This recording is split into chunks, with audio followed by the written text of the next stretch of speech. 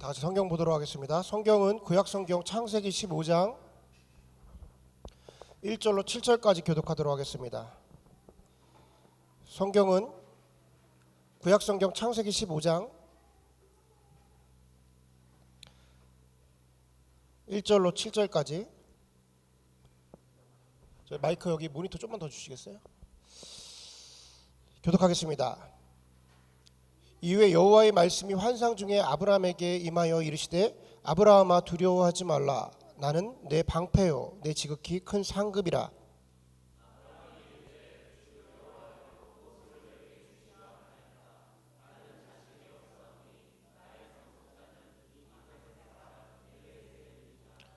아브라함이 또 이르되 주께서 내게 씨를 주시지 아니하셨으니 내 집에서 길린 자가 내 상속자가 될 것이니이다.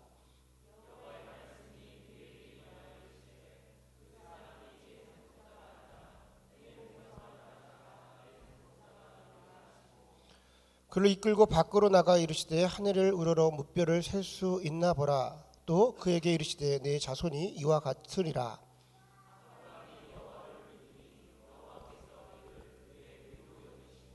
다 같이 한 목소리 읽습니다. 또 그에게 이르시되 나는 이 땅을 내게 주어 소유를 삼게 하려고 너를 갈대와 우르 여호와니라. 아멘. 오늘 저와 여러분이 나눌 말씀의 제목은 예수 나의 중심 되신 주. 두 번째 시간 가지려고 합니다. 예수 나의 중심 되신 주. 제가 오늘 설교 제목을 정하면서 이런 생각이 들었어요. 예수 나의 중심 되신 주 그러면서 두 번째 시간을 가졌는데 이 표잖아요. 표인데 참 좋다. 표가 참 좋다. 왜냐? 어떤 본문을 정해도 예수 나의 중심 되신 주 3, 4, 5, 6 다 할 수 있어. 야, 이게 정말 좋은 거예요. 이게 항상 어떤 설교를 해도 예수가 중심이잖아요. 그래서 앞으로 설교 제목 정할 때 고민은 없겠다. 이렇게 생각하시면 됩니다. 자, 오늘은 여러분 정말 잘 오셨어요. 오늘 정말 잘 오신 날입니다. 벌써 거창하잖아요. 벌써 뭔가 있죠 앞에? 이제 오늘은 그렇게 제가 막 흥분하고 막 이야기하고 그런 날이에요. 여러분들은 가만히 앉으셔서 잘 들어주시면 오늘 정말 유익한 시간이 될 겁니다. 이거는 지금 제가 뭘 하고 있는 거냐면 유튜브 앵글 맞추는 거예요, 여러분. 자, 그동안 제가 이제 12월부터 우리가 오래간만에 이제 아브라함 강해를 하게 되었는데 아브라함 강해를 거의 12월 달 동안 거의 못했어요. 여러분 머릿속에는 아브라함이 또 가물가물하실 거라고 생각합니다. 12월이 되니까 성탄절도 있고 우리가 뭐 대림절 절기대로 또 설교를 해야 할 것도 있고 목사님 은퇴 예배도 있으셨고 여러 가지가 있어서 좀 그동안 우리가 해오던 메시지가 올바로 전달되지 못했던 부분이 좀 있었어요. 그리고 송구영신 예배도 있었고 신년 감사 예배도 있으니까 그것에 맞는 또 메시지를 전하다 보니까 본문을 선택하지 못해서 제 마음속에 아브라함을 빨리 전해드리고 싶은 마음이 굉장히 많았는데 또 막 이렇게 못 전해드려서 가슴이 좀 이렇게 뭐라고 말할까요? 안타까운 마음이 좀 많이 있었어요. 그리고 신년에 들어와서 새벽에는 우리가 뭘 보냐면 요한복음을 보는데 요한복음이 굉장히 은혜롭습니다. 요한복음 속에서 얻어지는 메시지가 또 너무나도 많아가지고 새벽기도 때는 또 여러분에게 그 요한복음을 전달드리는 거에 있어서 좀 더 많은 성도들에게 좀 전해드리고 싶고 또 대예배 때 여러분에게 설교를 좀 하고 싶고 이런 마음이 너무나도 많았는데 계속해서 기회가 없었어요. 그래서 지금 제 마음이 좀 요즘에 급한 마음이 좀 있어요. 그래서 이 귀한 설교가 이 시기를 또 지나가면 또 못 들을 수가 있잖아요. 저는 뭐 계속 하고 있지만 성도님께서 가능하시다면 새벽에도 좀 많이 나오셔서 설교를 들으셨으면 좋겠고 오늘 같은 경우도 오래간만에 아브라함 강해를 시작하지만 그동안 우리가 아브라함 들어왔던 것을 머릿속으로 계속 떠올리시면서 무슨 내용을 하시는지 앞에서 전달하는지 잘 들으시면 좋을 것 같아요. 오늘은 아브라함 강해에 있어서 가장 핵심적인 한 부분일 수 있고 성경 전체를 통해서 가장 핵심적인 부분을 여러분에게 말씀드릴 거예요. 그러니까 오늘은 정말 잘 오신 것이고 잘 들으셔야 돼요. 혹시 그쪽에 자리 가능하시면 이 안쪽으로 좀 오시겠어요? 오늘 뭐 성도님들도 많지 않고 그래서 조금 앞에서 들으시면 좋을 것 같아요. 여러분들께서 아브라함 강의를 오래간만에 들으셔서 제가 그동안에 아브라함에게 있었던 일을 아주 간단하게 정리를 좀 해볼게요. 15장에 들어오기 전까지 14장의 아브라함은 어떤 모습이었냐면 조카 롯을 구하기 위해서 연맹군들과 전쟁을 치릅니다. 자기가 갖고 있는 호위무사 380명, 400명에 육박한 호위무사를 데리고 정말로 말도 되지 않는 전투에서 승리하게 돼요. 그러니까 개인 호위무사를 가지고 연합군의 나라의 연합군을 승리하는 일이 벌어집니다. 그래서 살라만과 소돔의 왕이 나와서 그를 맞이하는 일이 벌어집니다. 이것은 그의 재력과 부력 그리고 권력과 무력이 이제 그 어느 누구도 무시할 수 없는 가장 정점에 다다른 아브라함의 모습을 이야기해주고 있는 거예요. 자, 15장에 들어오자마자 그렇게 정점에 있고 가장 아브라함 시기에서 절정기에 있는데 아브라함 마음속에 두려움이 차는 거예요. 왜 그랬는지 정확하게 알 수는 없으나 하나님께서 나타나셔서 뭐라고 말하면 너는 두려워하지 말라라고 말씀하시는 거예요. 그러니까 이것은 확실한 건 아브라함은 지금 두려움에 떨고 있는 겁니다. 인생의 가장 정점에서 두려움에 떨고 있는 겁니다. 그때에 하나님께서 아브라함에게 뭐라고 말씀하시면 나는 너의 상급이고 내가 너의 방패야 라고 말해요. 여러분 삶 속에서 신앙생활 하시면서 이 두 가지를 정말로 잘 기억하셔야 돼요. 내가 너의 상급이며 내가 너의 방패다. 만약 하나님께서 우리의 꿈속에서 내지는 기도할 때 이런 음성을 들려주신다면 여러분 다 끝난 거예요. 다 끝난 겁니다. 더 이상 들을 필요가 없어요. 근데 이 음성을 우리가 사모하면서 하나님께 나가야 되는데 하나님께서 지금 그 두려움에 떨고 있는 아브라함에게 오셔서 내가 너의 상급이며 내가 너의 방패다. 너 두려워하는 걸로부터 내가 막아줄게. 그리고 너가 생각하고 네가 바라고 있는 것에 가장 큰 보상이 되는 게 바로 나야. 나를 의지해 라고 말을 하는 겁니다. 자, 여러 가지로 전후 사항을 우리가 분석해 보면 아브라함이 정말 두려움에 떨고 있던 내용은 무엇이었나? 그것은 우리가 후사의 문제였다는 것을 알 수가 있어요. 보통 상급 정도의 해석을 하면 어떻게 해석을 하냐면요. 아브라함이 소돔과 고모라, 그러니까 소돔 전쟁을 마치고 돌아올 때 소돔 왕이 자기가 가지고 있는 모든 재물을 다 준다고 그랬는데 아브라함이 거절을 해요. 이건 아니야 라고 하면서 이미 많이 있어요 재산. 근데 그것 또한 거절을 해가지고 와서 고민을 했다라는 것을 하나님께서 내가 너의 상급이다 라고 말하는 것은 이미 그것을 갖고 싶어서 그러니까 자기가 거부했던 것이 내 마음속에 계속해서 남겨져 있어서 그것을 계속해서 떠나지 못해서 고민을 했다라는 것이 일반적인 해석이에요. 근데 진짜 아브라함 창세기에서 아브라함만 집중해서 보면요, 아브라함 전후 사정을 보면 아브라함은 그런 것에 고민하지 않았습니다. 물질이 없어서 고민하지 않았어요. 아브라함은 한 번도 그런 것에 고민하지는 않았던 사람이에요. 진짜 아브라함이 고민한 건 뭐냐면 후사의 문제였어요. 후사의 문제였어요. 그러니까 아들이 없다라는 것에 대한 문제를 지금 갖고 있는 거예요. 왜 아들이 없는 것에 대한 문제냐면 이것은 후계 구도의 문제이기도 하고 이미 자기가 가장 정점에서 많은 재물과 많은 무력과 많은 것을 이루어놨는데 이것을 더 이상 전달해 줄 대상자가 없는 거예요. 그래서 그 안에서 내분이 조금 벌어졌던 것 같아요. 그러니까 자기의 상속자는 엘리에셀입니다 라고 하면서 나름대로의 후계 구도를 만들어 놓은 거예요. 근데 이게 잘 되어지지 않았던 것 같습니다. 그러니까 하나님이 나와서 뭐라고 말하면 내가 너의 상급이라고 말하는 거예요. 그리고 내가 너의 방패가 될 거다. 다른 모든 것들로부터 내가 너를 지켜줄게 라고 말하는 것이죠.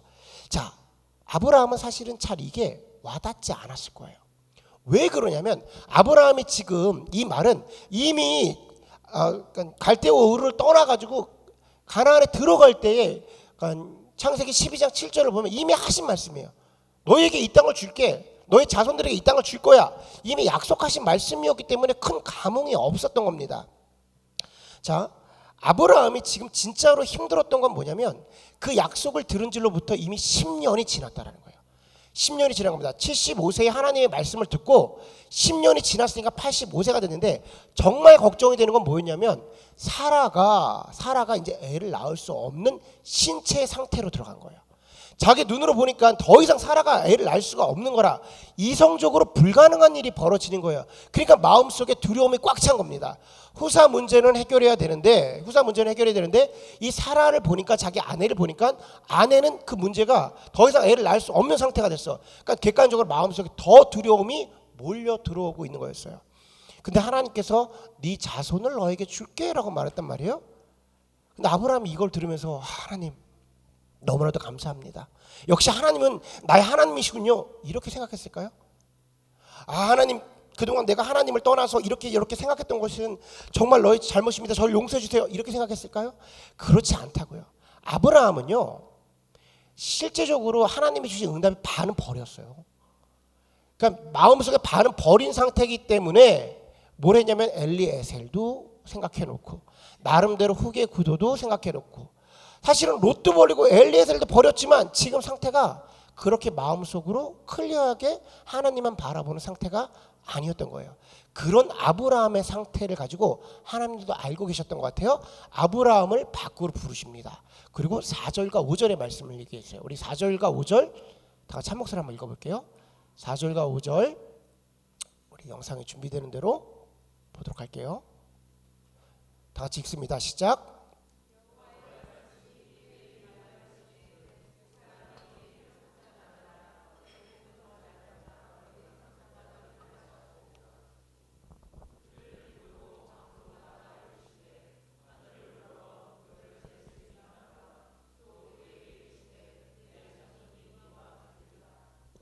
아멘. 그때 밤이었던 것 같아요. 그래서 하나님께서 아브라함을 불러서 하늘의 별들을 보여주시면서 하늘의 저 별들과 같이 무별들을 셀 수 있나 봐라. 저 별들과 같이 너에게 저 별들처럼 너에게 자손을 주리라 라고 말씀을 하시는 거예요. 여러분, 지금으로부터 4,000년 전에 4,000년 5,000년 전에 밤하늘은 어땠을까요? 제가 예전에 이제 유학이라고 말하기 좀 그렇고 어학연수 잠깐 왔었을 때 이제 다 때려치고 이제 집에 간다고 남겨진 돈들 다 모아서 친구들하고 그 서부 여행을 갔어요. 5명에서 봉고차 하나 빌려가지고 미니밴 하나 빌려가지고 이제 밤에는 이동을 하고 자면서 서로가 자면서 이동을 하고 호텔에 안 들어가고 낮에는 관광을 하고 거지같이 그렇게 거지같이 진짜 막 3일에 한 번씩 씻고 막 이러면서 여행을 갔어요. 비행기 표를 다 포함해서 한 2주 못되게 갔다 왔는데 650불 들었어요. 그리고 돈이 남아서 짜장면으로 이렇게 짜장면집에 가가지고 디프리까지 했던 기억이 납니다. 거지 여행을 갔다 온 거죠. 거지 여행. 그런데 밤에 이동을 하다가 제가 아리조나인지 사실은 유타 쪽인지 정확하게 기억을 하지 못하는데 제가 보기엔 데스밸리였던 것 같은데 가다가 이제 밤에 운전을 하고 이제 가잖아요. 아무것도 안 보여요. 사막에. 그러다가 사막 한쪽에다 길을 대고 우리 이제 라면 끓여 먹자. 배고프니까 라면 끓여 먹자. 이거 버너랑 이런 거 이제 꺼내가지고 라면을 끓이려고 차를 한 켠에 놓고 이제 라면을 끓이려고 하늘을 딱 봤는데 별이요. 별이 진짜 어마어마한 말로 표현할 수 없는 별이 하늘에 쫙 있는 거야. 그 은하수라는 건 저는 그때 처음 봤습니다. 은하수가 별이 이렇게 흘러요. 강처럼. 그러니까 뭐 경험해 보신 분들 있을 것 같은데 아리조나 사막에 별이 정말로 많다고 그러잖아요. 예전에 그런 얘기를 들어본 적이 있어요. 별을 하늘에 하나를 더 꼽을 수 없을 정도로 별이 많다고 그래요. 말이 거짓말이 아니고요. 진짜 별 하나를 꼽을 공간이 없더라고. 별로 꽉 차 있습니다. 그걸 보면서 야 이렇게 야 정말 대단하다. 도저히 지금도 그 장면을 떠오르면요 도저히 잊혀지지가 않아요. 그 자리에서 우리가 그 5명이 그 사막바닥에 누워가지고 하늘을 쳐다보자고 라면은 뒤로 하고 방바닥에 누워가지고 등방 이렇게 사막바닥에 누워가지고 거의 1시간 동안이나 봤어요. 1시간 동안 차가 한 대도 안 지나갔어요. 불빛이 없어요 거기는. 그러니까 정말로 그렇게 많은 별을 봤던 기억이 납니다. 여러분 지금으로부터 4,000년 전의 별빛은 어땠을까요? 어마어마했겠죠. 진짜 어마어마했을 거라고 생각합니다. 아브라함이 딱 나와서 하늘의 별을 봐라 했을 때 그 별을 보면서 느끼는 느낌이 어땠을까요? 그 마음속에 하나님의 그 웅장함, 아름다움, 말로 형용할 수 없는, 그러니까 그 하나님의 장엄함 속에서 나의 문제는 정말 아무것도 아님을 발견하게 됐을 거예요. 저 하늘의 별들을 보면서 내가 품고 있던 이런 것들이 정말 아무것도 아닌데 내가 이렇게 초라한 것으로 하나님께 말했단 말이야. 하나님은 정말 위대한 하나님이구나. 근데 그 하나님 뭐라고 말씀하시냐면 내가 너의 방패가 될 것이고 내가 너의 상급이다 말하는 거예요. 그 감동이 엄청났을 겁니다. 그러면서 하나님 뭐라고 말하면 저 하늘의 무뼈를 셀 수 있나 봐라. 너의 자손이 이와 같으리라 말합니다. 저 하늘의 별 중에 하나가 너의 자손이 될 거야 라고 말한 게 아니라 저 하늘의 무뼈를 셀 수 있나 봐라. 저 별과 같이 너의 자손이 될 거야 라고 말한 거예요. 그 마음이 터질 것 같지 않겠습니까? 여러분 그 하늘의 무별과 같은 그 4,000년 전에 있었던 하늘의 별들 그 후손들 어떻게 됐어요? 그 누굽니까 그들이? 저와 여러분이에요. 저와 여러분. 여러분, 저희가 아브라함의 기도의 응답인 거예요. 저희가 하늘의 별과 같은데 그 모든 수많은 영혼들이 다 아브라함의 후손이 된 거죠. 아브라함이 그걸 보면서 자기가 말로 형용할 수 없는 상태에 그분은 내가 측정할 수 없는 하나님이고 그분이 나의 상급이시며 그분이 유일한 나의 방패시구나를 믿게 돼요. 그게 6절입니다. 우리 6절 다 같이 한번 읽어볼게요. 6절 다 같이 읽습니다. 시작. 아브라함이 여호와를 믿으니 여호와께서 이를 그의 의로 여기시고. 아멘. 여기서 기독교의 가장 핵심 사상이 나옵니다. 복음의 진수, 복음 중에 복음. 아브라함이 믿으니 여호와께서 그를 의로 여기셨다. 여러분 이걸 뭐라고 그러죠? 우리 이거 이해하시면 그 로마서를 전체를 다 이해한 거예요. 로마서 전체에서 나오는 메시지는 바로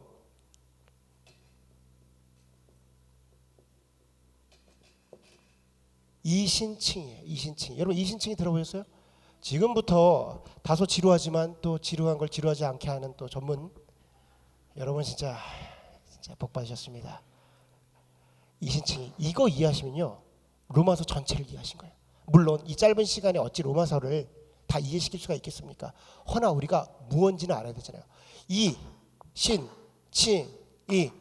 그러니까 믿음으로 구원을 받는다는 뜻인데 정확하게 뜻을 말한다면 믿음으로 의롭다 칭함을 받는 겁니다. 영어로 표현하는 게 더 좋겠죠?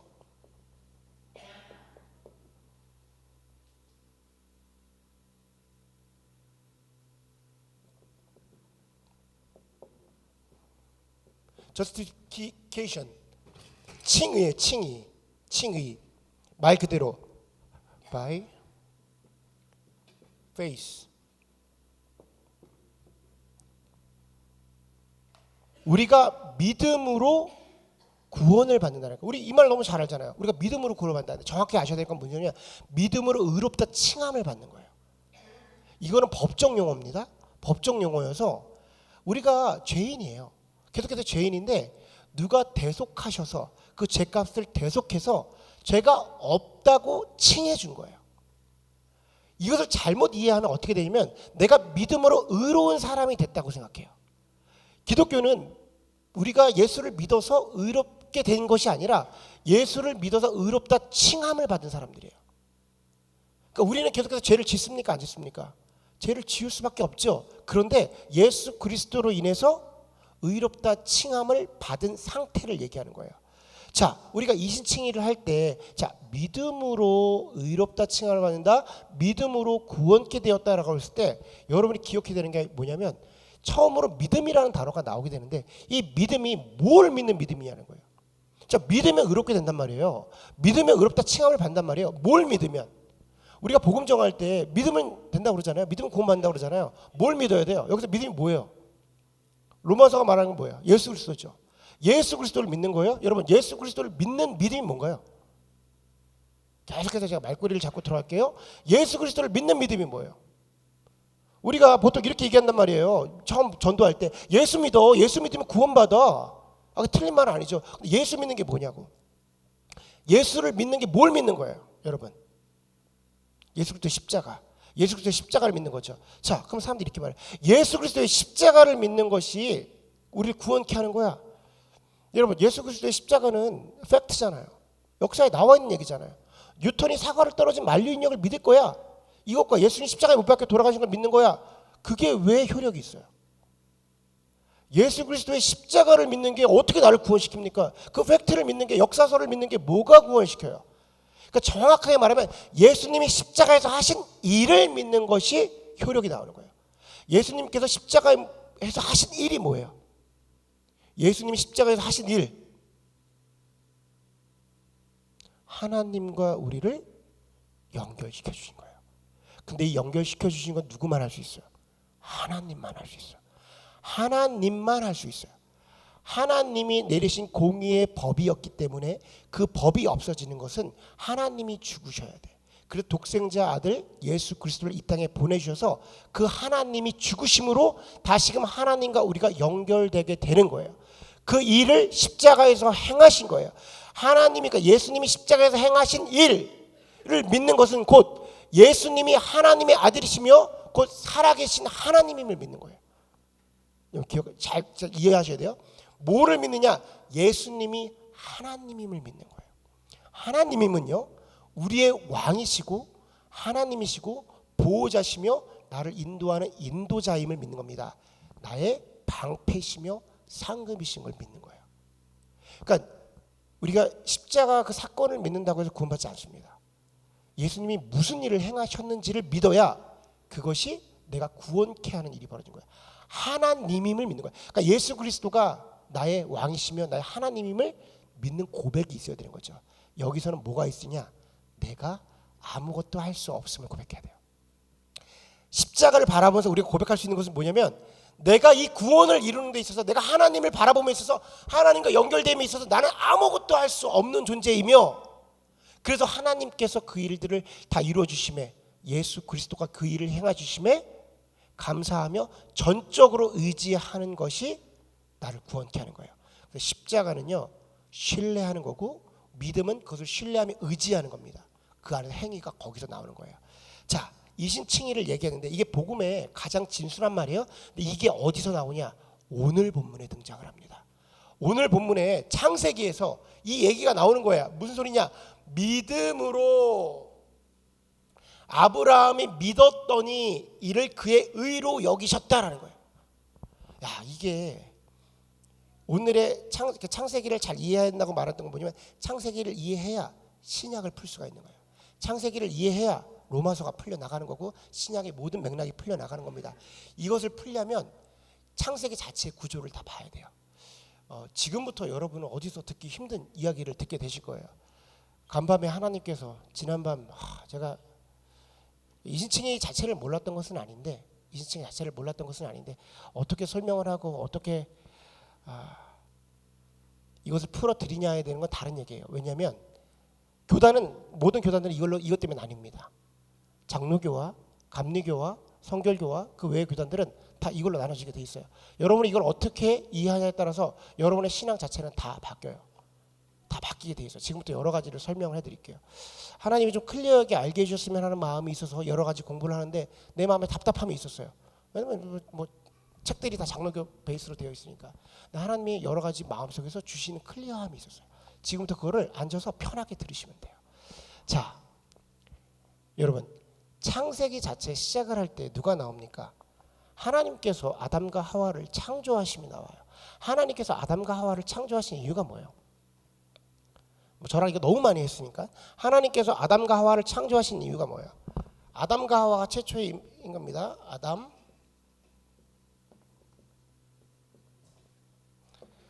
아담과 하와의 최초의 인간을 만드시는데 하나님께서 이거 창조하신 이유가 뭐예요?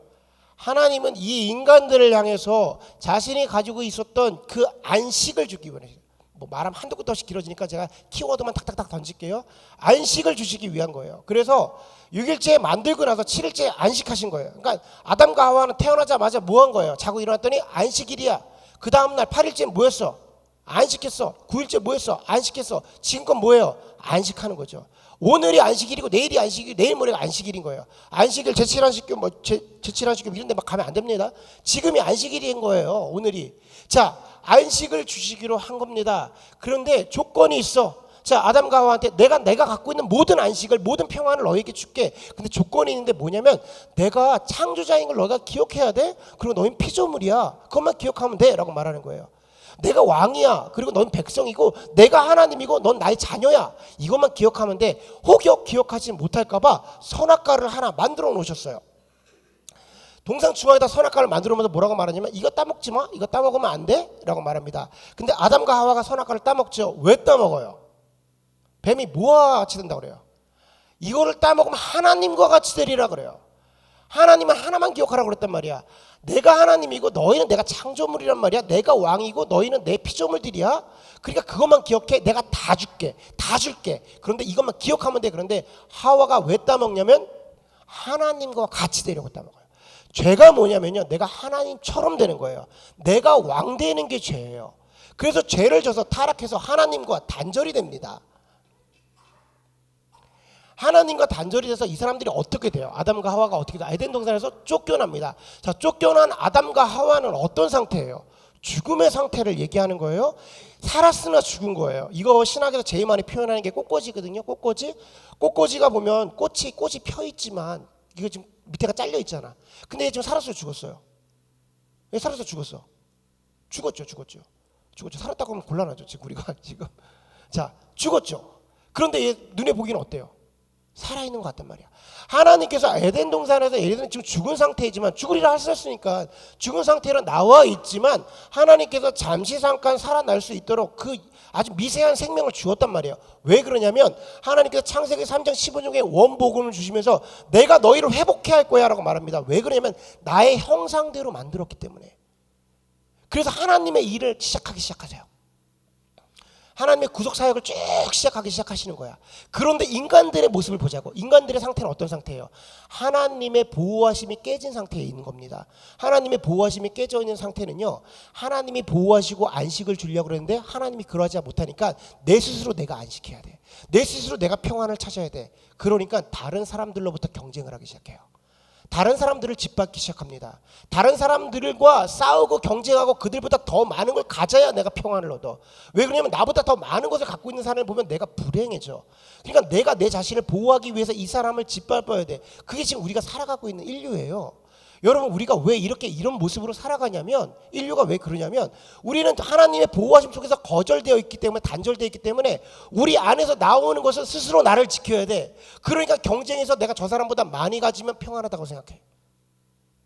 여러분, 사회주의가 있고 자본주의가 있잖아요. 우린 자본주의가 승리한 것에 대해서, 정착된 것에 대해서 이렇게 생각해. 거봐, 인간들은 자본주의가 가장 안전한 것이고 온전한 거야. 사회주의가 왜 무너졌어요? 우린 사회주의를 할 수가 없어요, 여러분. 왜 그러냐면 사람은 기본적으로 동등되게 나누는 걸 원치 않아. 그럼 불안해. 이 사람보다 내가 많았을 때 안정을 느낀단 말이에요. 그러니까 자본주의가 근데 200년도 지나지 않아서 지금 파괴되는 건 이유는 다 뭐예요? 인간이 타락했거든. 그러니까 계속해서 모으는 거야, 평안하다고. 그러니까 상위 한 7%, 5% 이상의 사람들이 전 재산의 전 돈의 90%를 갖고 있는 거예요. 좀 있으면 무너지는 거예요. 여러분, 하나님하고 단절된 아담과 하와가 에덴 동산에 나와서 누구를 낳아요? 가인과 아벨을 낳죠. 가인과 아벨에 의해서 가인이 아벨을 죽입니다. 가인이 아벨을 죽이는데 왜 죽였어요? 요한 1서에 보면 아벨이 의인이어서 죽였대. 기가 막힌 얘기를 하죠. 왜 죽였냐면 아까 같이 내가 내 자신을 보호해야 되는데 나보다 더 많이 가진 걸 보니까 가서 죽이는 거예요. 이게 우리 모두의 상태를 이야기해 주는 거예요. 그러니까 로마서에서 뭐라고 말하면, 로마서 4장에 보면 의인은 없나니, 로마서 3장에 보면 의인은 없나니 아무도 없다고 그래요. 지금 성경이 창세기가 말하는 건 뭐냐면 너희 안에 아무도 의인이 없어. 하나님의 단절되고 나서 죄를 품고 나가는 모든 이들에게는 어떠한 의인도 없어를 말하는 겁니다. 그것을 뭐라고 말하면 원죄라고 그래요. 여러분, 이거 잘 알고 계셔야 돼요.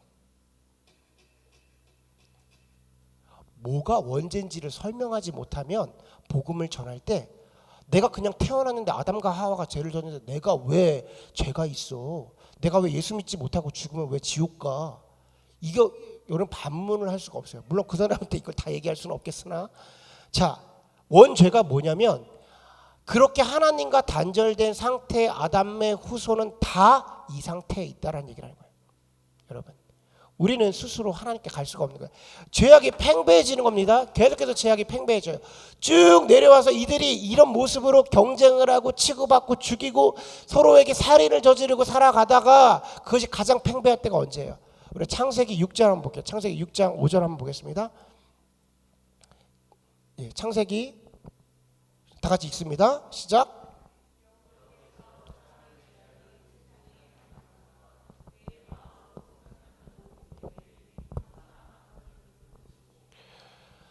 자, 여호와께서 사람의 죄악이 세상에 가득함을 보시고 그의 마음에 생각하는 모든 계획을 항상 악한 뿐임을 보셨다. 여태까지 말했던 게 그거예요.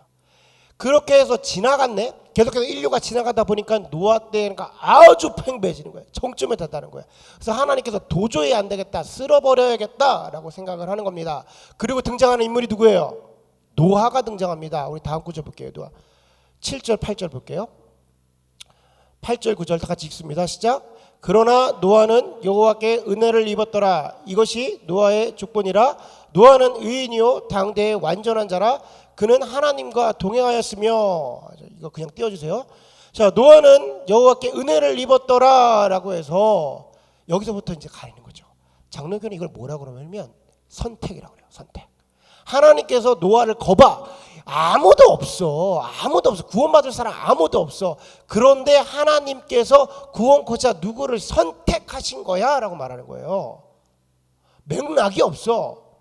물론 그들의 신학을 함부로 무시할 수는 없으나 그래서 노아는 선택받은 거야. 이거 영상 그대로 띄워주세요. 자, 여러분 이걸 그렇게 이해해버리면 안 됩니다.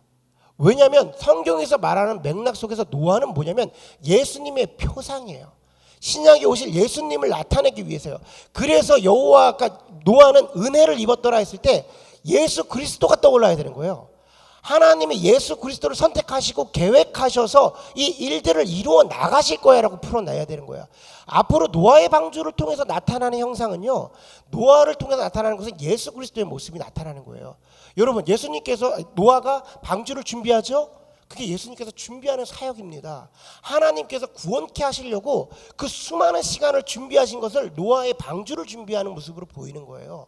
계속해서 방주를 준비를 하죠. 방주를 준비할 때 방주에다가 바다에 물이 들어오지 않게 뭘 뿌려요?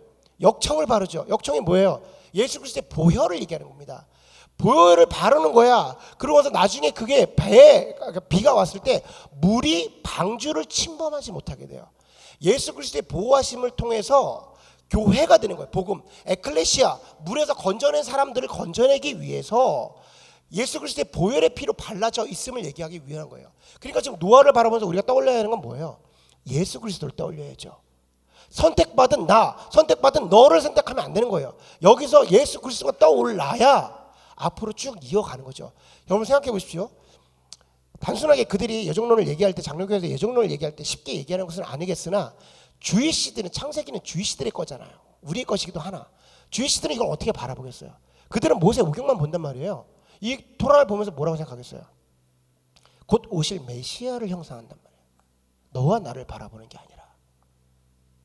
근데 갑자기 여기서 예정론을 들어가면 어떡합니까? 자, 기본적으로 예정론을 이렇게 제가 뒤에서 얘기하는 거는 우린 그쪽으로 가는 사람들이 아닙니다. 우리 교회 알고 오신 거죠? 여러분 알고 오신 거죠? 여기 그 성결교회 그 CNMA이고 그런 겁니다. 우리가 복음이 그쪽 복음을 받고 있는 거예요.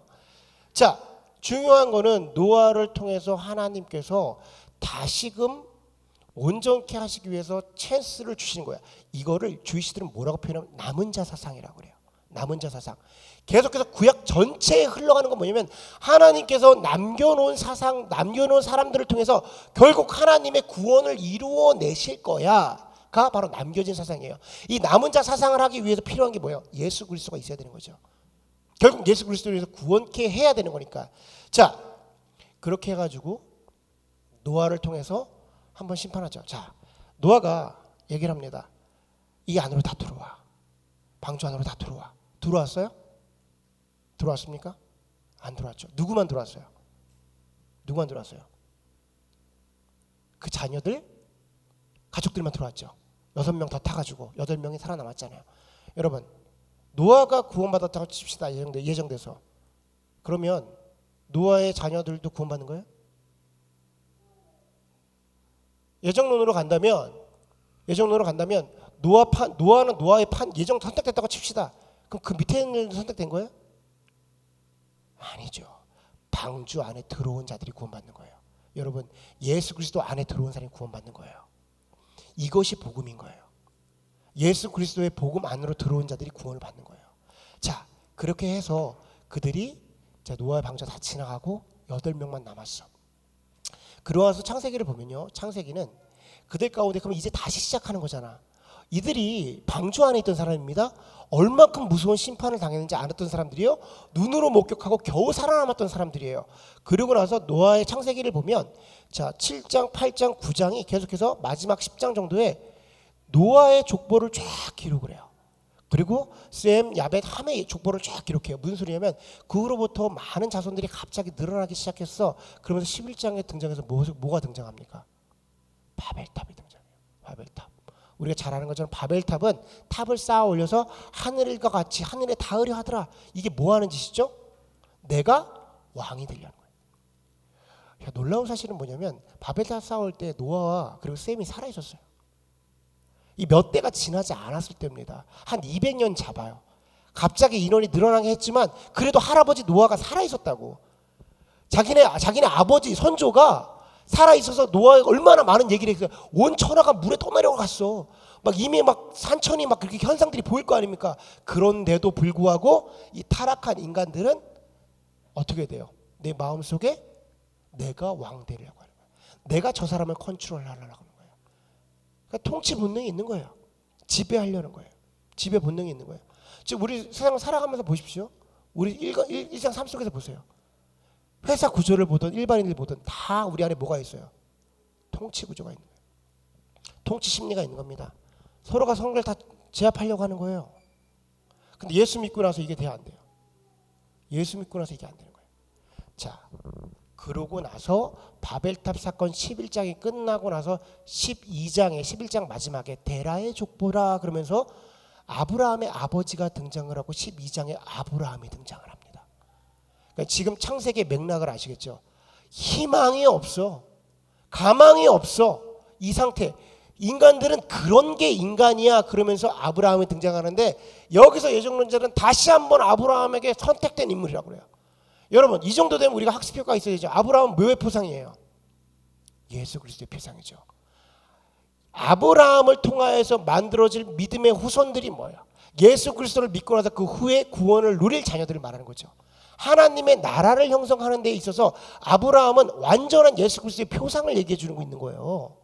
그러니까 아브라함의 등장 가운데에 이제 스토리가 시작이 되는 거예요. 하나님은 그 아브라함을 두시면서 이렇게 얘기합니다. 쭉쭉쭉쭉 지나가서 처음에 뭐라고 하냐면 내가 너에게 믿음의 민족들을 만들어 줄 테니까 갈대와 우르를 떠나서 가나안 땅으로 가라고. 처음에 응답을 들었죠. 그리고 처음에 갑니다. 근데 우리가 아는 것처럼 쭉 스토리가 지나서 오늘 본문에 나오는 창세기 15장에 다시 똑같은 얘기를 하시는 거예요. 자, 그런데 이때 아브라함이 하늘의 무뼈를 보고 마음속에서 믿음이 생깁니다. 이 믿음은 어떤 믿음이에요? 이 믿음은 어떤 믿음이에요? 이신칭이 도저히 내가 다다를 수 없는 믿음이에요. 아브라함의 지금 어떤 믿음을 가졌냐면 내 마음속에서 이것은 내가 이룰 수 있는 것이 아니야. 하나님은 나의 왕이시고 하나님은 나를 인도한 인도자며 하나님은 나의 모든 주권자야. 그분이 나의 방패시고 그분이 나의 상급이야 를 진정으로 고백한 겁니다. 진정으로 고백한 상태야. 그러니까 하나님이 그것을 보시고 이를 의로 여기셨다라는 거예요. 여러분 우리가 예수를 믿을 때에 예수를 이성으로 믿을 수가 없어요. 여러분께서 아무리 믿고자 해도 복음이라는 것을 믿고자 해도 예수 그리스도를 믿을 수가 없단 말이야. 그래서 장로교에서 뭐라고 말하냐면 이 믿음도 하나님이 주시는 거라고 말해요. 이 믿음도 하나님이 주시는 거라고 말해요. 저는 과감하게 틀렸다고 말합니다. 믿음은요 하나님이 주시는 게 아니에요. 자, 하나님의 영역이 있고 우리의 영역이 있는 겁니다. 우리의 의를 얘기하는 것이 아닙니다. 이 사건 가운데에 우리가 발을 떼어야 하는 영역이 있어요. 하나님께서 행하신 일을 내가 마음으로 믿는 거죠. 예수님께서 십자가에 하신 일을 믿고자 하는 거예요. 그러나 믿을 수가 없죠. 여러분 생각해 보십시오. 그걸 이성으로 우리가 어떻게 믿어요? 믿어질 수가 없잖아. 그때에 하나님이 주시는 하나님의 반응이 있어야 돼요. 두 가지가 같이 가야 됩니다. 투 트랙으로 가는 거예요. 우리는 하나님의 그 부르심에 응할 수 있는 자격밖에 없는 거예요. 여기서 믿는다라고 말하는 것은 내가 믿고자 하겠습니다. 믿어지지 않지만 믿고자 하겠습니다라는 그 부르심에 응함이에요. 그리고 나서 그것에 대해서 하나님이 다가오심이 있어요. 하나님이 다가오심. 하나님이 우리에게 알게 해주시는 거예요. 믿게 해주시는 거예요. 믿어지게 하는 거고 내가 하나님을 보여주시는 거고 내가 창조자이고 내가 너의 방패이며 내가 너의 상급임을 알게 해주는 작업이 있어요. 이 작업은 뭐로 이루어지냐? 성령 체험으로 이루어져요. 그래서 요한복음 우리가 있는 요한복음이 뭐라고 말하면 니고데모가 와서 어떻게 구원을 받습니까? 했더니 사람이 다시 거듭나는 물과 성령이 없으면 될 수가 없다고 말하는 거예요. 여기서 물은 세례를 받으러 우리가 나가는 겁니다. 근데 성령은요, 하나님이 주시는 성령이 있어야 돼요. 물 세례와 성령 세례가 같이 있어야 되는 겁니다. 이게 같이 가지 않으면 구원에 다다를 수가 없는 거예요. 여러분, 우리가 믿고자 하나님께 매달렸을 때 하나님께서 그 모습을 보여주는 거예요. 아브라함 볼까요? 아브라함이 하나님 먼저 보여주셨죠. 갈대우를 떠나서 가. 갈대우를 떠나서 가. 은혜를 입었잖아요. 갑니다. 근데 그때 신앙이 우리 첫 번째에 힘들지만 믿어보는 신앙인 거예요. 내가 안 되지만 한번 하나님이 나타나서 나에게 그 증거를 복음이 전해졌으니까 그거에 반응하는, 부르심에 반응한 거예요. 그러니까 나를 의지하는 부분이 있죠. 아직 왕 되신 게 누구예요? 내가 왕인 거지. 내가 컨트롤하고 싶은 거야. 그러니까 엘리에셀도 두고 롯도 데리고 가고 그 아브라함의 연약한 모습을 보여주고 있는 거야. 창세기는 쭉 데리고 갑니다. 내가 아차하면 롯을 후손으로 삼아야지, 아차하면 엘리에셀로 삼아야지. 그리고 데리고 간 거야. 왜냐면 아직까지 부르심에 응하긴 했지만 전적으로 의지할 수는 없는 거예요. 그런데 오늘 말씀 하늘의 무뼈를 보면서 도저히 이것은 내가 할 수 있는 게 아니구나. 도저히 이거는 내가 할 수 있는 부분이 아니구나.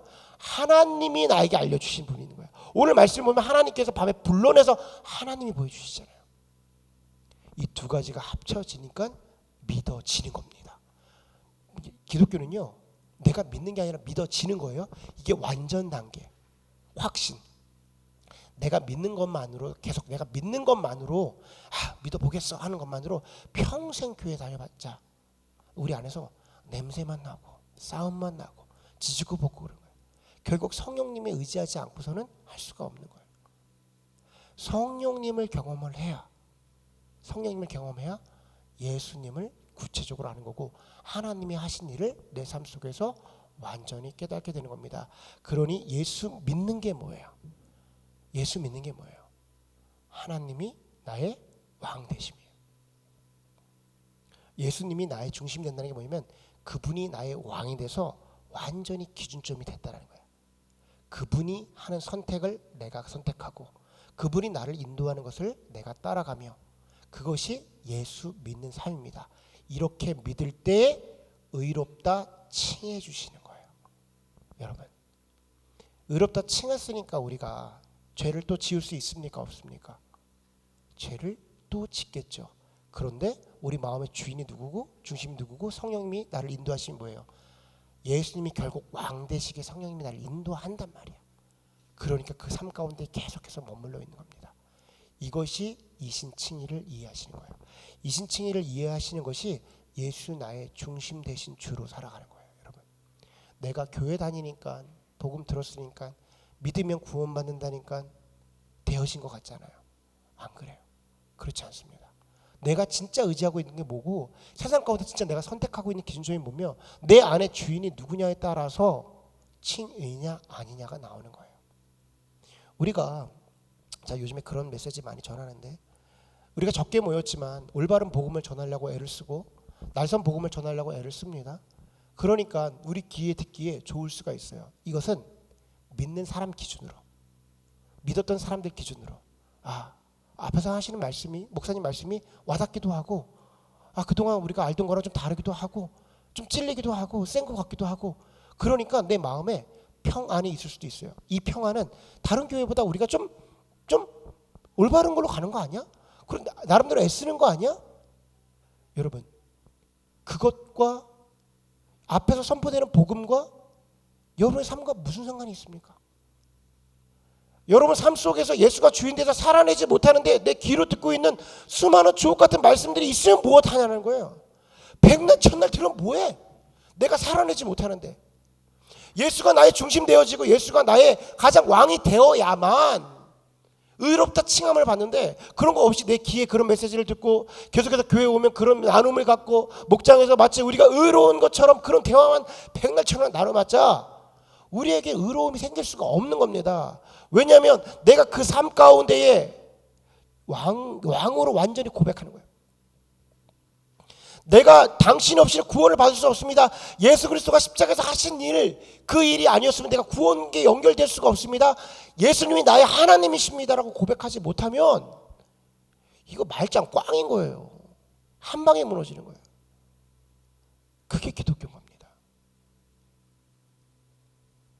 예정론을 제가 왜 이렇게 한쪽에 쌓아놓고 무시하고 밀어놓고 그러냐면, 그럴 수 없는 신학임을 뻔히 알고 있으면서 그런 이유는 뭐냐면, 결국에는요, 난 구원받았어로 간단 말이야. 결국 난 구원받았잖아. 하나님 나 절대 놓지 않잖아. 라고. 내가 중심돼서 내가 왕으로 살아가는데, 아담과 하와인데, 세상에서 경쟁하면서 더 많이 가지려고 하는데, 여러분 진짜 예수 믿으면 뭐가 없어져요? 열등감 없어지죠. 열등감 사라집니다. 왜? 저 사람하고 나하고 비교하지 않거든. 예수 믿으면 뭐가 사라지면 열등감이 사라져요. 그러니까 성교도 갈 수 있는 거야. 그러니까 복음 전하는 거야. 우리가 뭐 미쳤습니까? 뭐 아쉽다고 거기 가서 복음 전하고 뭐 사주고 가가지고 근데 우리가 거절당하고, 우리가 왜 그래요? 우리 열등감이 없는 거예요. 예수 믿으면 제일 먼저 없어지는 게 열등감이 없어. 왜냐면 예수가 나의 주인이거든. 예수가 나의 왕이거든. 그러니까 열등감이 사라지는 겁니다. 근데 세상을 살아가면서 어떻게 열등감 없이 살아가요? 나보다 제가 더 나으면 그때부터 내가 불안한데, 제가 나보다 더 좋은 차를 사거나 저보다 좋은 집에 살거나 좋은 냉장고를 갖고 있으면 그때부터 내가 불안한데, 불행해지는데, 그건 예수 믿는 삶이 아니라는 거예요. 예수가 나의 중심 돼서 우리가 뭐 슈퍼맨 되자는 겁니까? 아무것도 없이 살자는 거예요? 그런 게 아니라, 예수가 나의 중심 되면 그 공급 가운데 예수님이 하시는 얘기가 있어요. 자, 우리 7절 한번 읽어보겠습니다. 우리 오늘 본문 창세기 15장 7절 한번 읽어보겠습니다. 다 같이 읽습니다. 시작.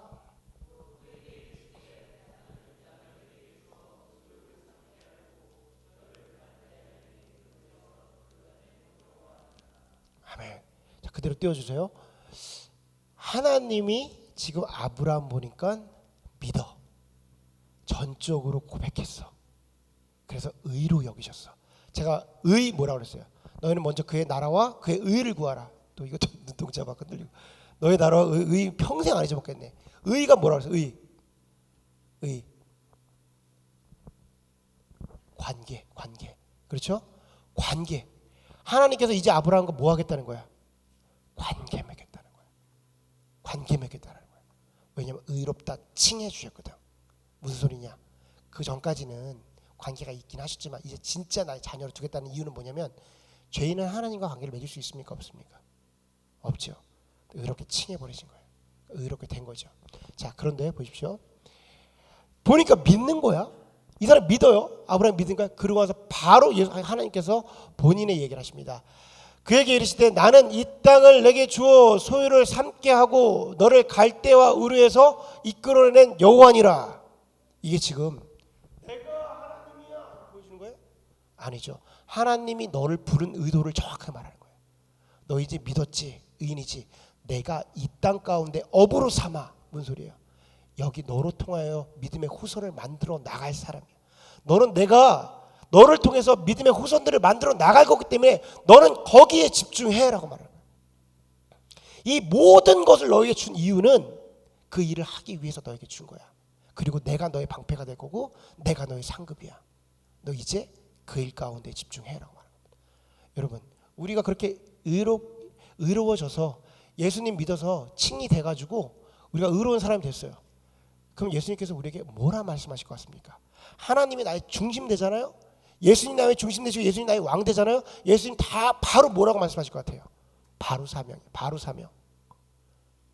놀리는 걸 보지 않으세요. 놀고 있는 걸 보지 않으세요. 바로 영혼들 보여주시고요. 바로 나아가서 우리에게 말씀하셨던 것 다시 얘기해 주는 거예요. 아브라함 지금 똑같은 얘기 2번 듣는 거예요. 아브라함이 무슨 감흥이 있겠습니까? 허나 지금 아브라함이 듣는 건 전혀 다른 얘기입니다. 전혀 다른 얘기예요. 여러분에게 제가 권면하고 싶은 건 뭐냐면, 정말 예수님을 믿는다고 말하는 것은 우리에게 기복시장이 아니라면 성령이 없이는 그 길을 갈 수가 없어요. 성령님 없이 그 길을 갈 수가 없습니다. 성령님이 기본적으로 하시는 일이 예수 그리스도를 나타내는 일이에요. 자꾸만 우리는 죽었으나 살아나서 내가 왕 되려 한단 말이에요. 그때마다 나를 치러 내리는 게 성령 하나님이에요. 그렇기 때문에 성령 하나님과의 관계를 맺고 기도의 자리에 나가시는 방법밖에 없어요. 다른 방법 없어요. 제가 얘기해 드릴게요. 없어요. 기도하시면서 성령 하나님을 구해서 성령 하나님께서 나에게 그 죄악들을 조명케 하셔야 돼요. 보여주시는 거야. 네가 오늘도 왕 되려 했어. 그게 보여졌을 때 우리는 획 되는 겁니다. 터져나가는 거예요. 하나님 죄송합니다. 내가 정말 그러려 않으려 했는데 은혜를 받은 자인데, 내가 주님의 부르심의 가운데 반응해서 은혜 받은 자인데 오늘도 이런 죄를 지었네요. 그래서 고백하면서 토해내게 될 때 다시금 내 마음속의 중심에 예수가 자리 잡는 거예요. 그때 하나님의 자녀로 살아가는 거예요. 여러분, 이 기도의 시간 없이, 이 성령님의 도움 없이 어떻게 갑니까? 여러분을 정죄하거나 그런 것이 아니라 권면하는 걸로 얘기해요. 우리가 앞으로 한 40년 동안 신앙생활을 해야 되는데 맨날 똑같은 거 할 거예요. 맨날 똑같은 거 한다고. 근데 여러분, 우리 안에 성령님을 소유하지 않고 가게 되면 어떻게 되겠냐라는 거예요. 우리를 평안하게 만드는 것들이 무엇입니까? 잠깐만 우리에게 평안하다고 말하는 게 뭐예요? 어떻게 이 세상을 살아가면서 우리가 평안할 수가 있습니까? 근데 우리 너무 평안해. 우리가 너무 평안해요. 신앙생활을 보면. 뭐가 이렇게 우리를 평안하게 하세요? 어카운트에 돈 좀 있으십니까? 여러분, 뭐 아버지가 좀 있으신 분들이에요? 부모님들 의지할 만합니까? 우리 또 특별히 또 하나님께서 그런 사람 안 주셨잖아. 여기 또 세상적으로 불안한 사람들 참. 불안한데 뭐로 이렇게 담대하십니까? 기도하셔야 돼. 기도하셔야 됩니다. 그래야 진짜 복음을 가지고 수 있어요. 그 복음대로 살아갈 수가 있는 거예요. 자, 바라기는 우리가 오늘 제가 여러 가지 이야기를 했는데 이것을 이해하지 못하시면 복음 자체를 이해할 수가 없어요. 그래서 제가 시간을 좀 많이 할애했지만 한 번 들어서 이해가 안 되실 수도 있습니다. 유튜브를 통해서 여러분 계속 들으시면 좋을 것 같고, 이신층에는 모든 교단이 얘기하는 복음의 진수입니다. 그렇기 때문에 모든 교단이 말하는 자기 입장이 다 달라요. 지금 우리는 좀 서로가 방향을 정하는 거예요. 우리 교회는 이렇게 가는 거구나. 우리 교회는 이렇게 복음을 받아들이는 교회이구나 라고 이해하시면 여러분들 마음속에 자리 잡히시는 것이 훨씬 더 수월할 거라고 생각합니다. 바라기는 오늘 복음을 통해서 예수님께서 우리의 가장 중심에 왕 되시고 또한 주인 되시는, 주님으로 받아주시는 그런 귀한 시간 되시길 주님으로 축원합니다. 아멘. 우리 앞에 나오셔서 찬양하면서 기도하는 시간 갖도록 하겠습니다.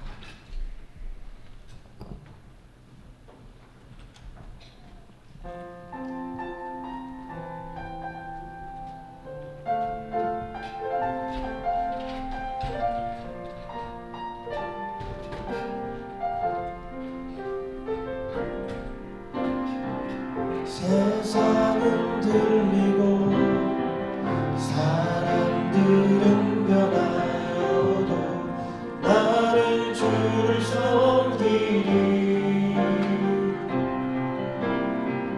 주님의 사랑은 영원히 변하지 않네. 나는 주를 신뢰해.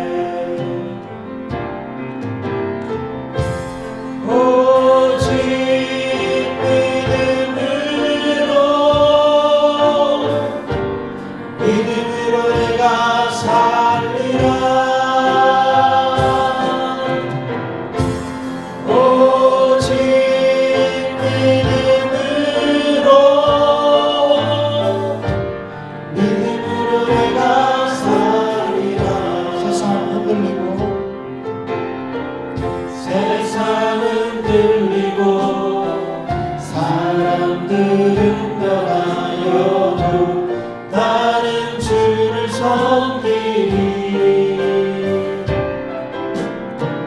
주님의 사랑은 영원히 변하지 않네.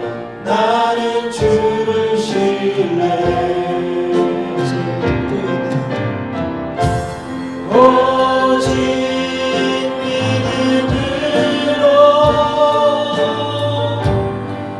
믿음으로 내가 살리라. 오직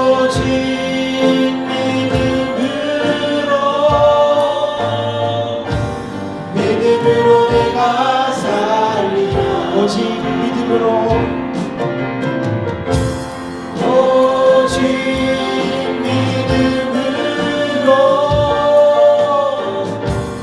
믿음으로 내가 살리라. 오직